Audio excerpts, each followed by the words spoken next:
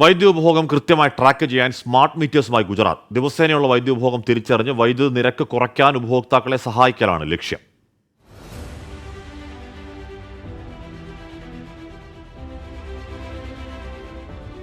വേനൽ കടുത്തതോടെ ഇത്തവണ കേരളം ഉൾപ്പെടെയുള്ള സംസ്ഥാനങ്ങളിൽ വൈദ്യുതി ഉപഭോഗത്തിൽ റെക്കോർഡ് വർധനയാണ് രേഖപ്പെടുത്തിയത്. വൈദ്യുതി ബില്ലുകളിൽ വൻ വർധനയും.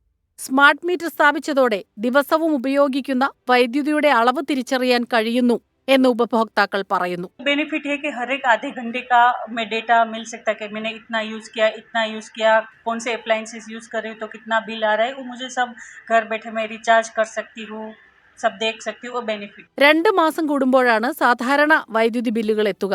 സ്മാർട്ട് മീറ്റർ വഴി ദിവസേനയുള്ള ഉപഭോഗം ട്രാക്ക് ചെയ്യാം. इस केस में क्या होगा कि ऑटोमेटिक मीटर रीडिंग होगा. हमको डे वाइज डेली जो जितना भी कंजम्पशन है उसका हमको डेटा मिलेगा. സ്മാർട്ട് മീറ്ററുകൾ സ്ഥാപിക്കാൻ പ്രത്യേക ചെലവില്ല. 27,000 മീറ്ററുകൾ ഇതിനോടകം സ്ഥാപിച്ചു കഴിഞ്ഞു. വൈദ്യുതി ഉപഭോഗം കുറയ്ക്കുന്നതിലൂടെ ഉപഭോക്താക്കളെ സഹായിക്കുക മാത്രമല്ല, പരിസ്ഥിതി സംരക്ഷണവും ഗുജറാത്ത് സർക്കാർ ലക്ഷ്യമിടുന്നു. Research desk 24.